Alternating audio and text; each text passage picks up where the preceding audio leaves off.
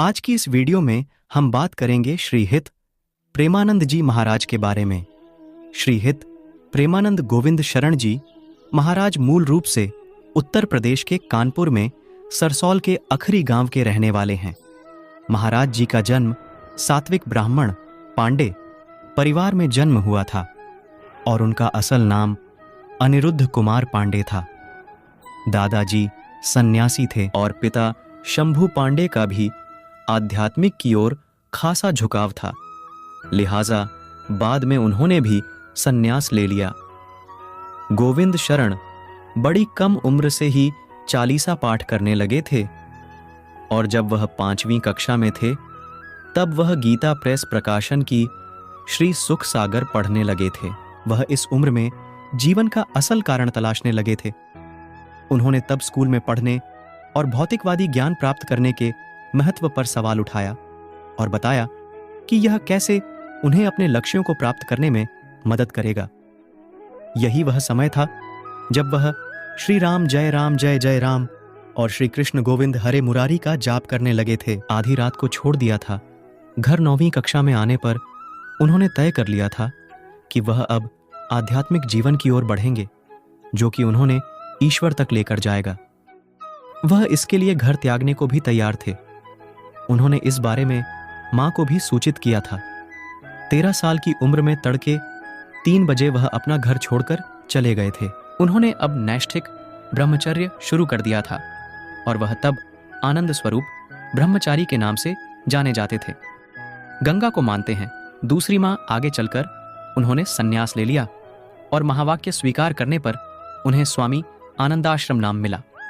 आध्यात्मिक साधक के रूप में तब उनके जीवन काल का अधिकतम समय गंगा नदी के किनारे बीतता था। ऐसा इसलिए क्योंकि उन्होंने कभी भी एक आश्रम का पदानुक्रमित जीवन नहीं स्वीकारा।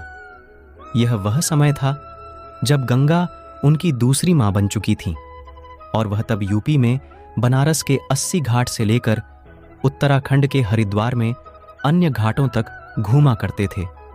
साधना के बीच कभी न बनने देते थे। ऐसा इसलिए क्योंकि उन्होंने कभी भी एक आश्रम का पदानुक्रमित जीवन नहीं स्वीकारा। यह वह समय था जब गंगा उनकी दूसरी मां बन चुकी थी और वह तब यूपी में बनारस के 80 घाट से लेकर उत्तराखंड के हरिद्वार में अन्य घाटों तक घूमा करते थे।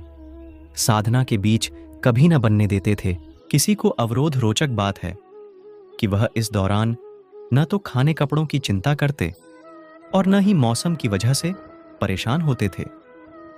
खराब मौसम या फिर जाड़े के समय में भी वह 3 बार गंगा स्नान किया करते थे।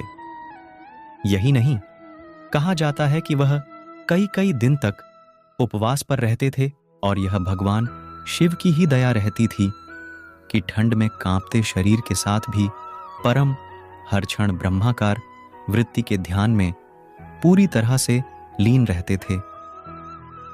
वृंदावन की महिमा से यूं हुए थे आकर्षित महाराज जी बनारस में एक रोज पेड़ के नीचे ध्यान लगाए हुए थे। तभी वह श्री श्याम की कृपा से वृंदावन की महिमा के प्रति आकर्षित हुए। आगे चलकर एक संत की प्रेरणा ने उन्हें एक रास लीला में भाग लेने के लिए राजी किया, जो स्वामी श्री राम शर्मा की ओर से आयोजित की जा रही थी। उन्होंने 1 महीने तक रास लीला में हिस्सा लिया। सुबह वह श्री चैतन्य महाप्रभु की लीला और रात में श्री श्याम की रास लीला देखते थे। 1 महीने में ही वह इन लीलाओं को देखने में इतना मुग्ध और आकर्षित हो गए कि वह उनके बिना जीवन जीने की कल्पना भी नहीं कर सकते थे। यह 1 महीना उनके जीवन का टर्निंग पॉइंट माना जाता है। वृंदावन में बसता है महाराज जी का दिल। बाद में स्वामी जी की सलाह पर और श्री नारायण दास भक्तमाली बक्सर वाले मामा जी के एक शिष्य की मदद से महाराज जी मथुरा जाने वाली ट्रेन में सवार हो गए, यह न जानते हुए कि वृंदावन हमेशा के लिए उनका दिल चुरा लेगा। वह बिना किसी परिचित के वृंदावन पहुंचे थे, जहां शुरुआती दिनचर्या में वृंदावन की परिक्रमा और श्री बांके बिहारी के दर्शन शामिल हुआ करते थे। बांके बिहारी जी के मंदिर में उन्हें एक संत ने कहा कि उन्हें श्री राधा वल्लभ मंदिर भी जाना चाहिए। सन्यासी से कैसे बन गए राधा वल्लभी संत? महाराज जी राधा वल्लभ जी को निहारते घंटों खड़े रहते। गोस्वामी जी ने इस पर ध्यान दिया और उनके प्रति स्वाभाविक स्नेह विकसित हुआ।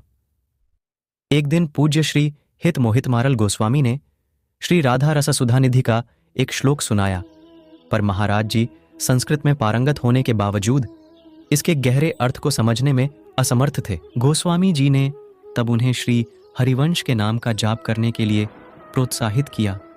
महाराज जी शुरू में ऐसा करने से हिचक रहे थे, हालांकि अगले दिन जैसे ही उन्होंने वृंदावन परिक्रमा शुरू की, उन्होंने खुद को श्री हित हरिवंश महाप्रभु की कृपा से उसी पवित्र नाम का जप करते हुए पाया। इस तरह वह इस पवित्र नाम हरिवंश की शक्ति के कायल हो गए।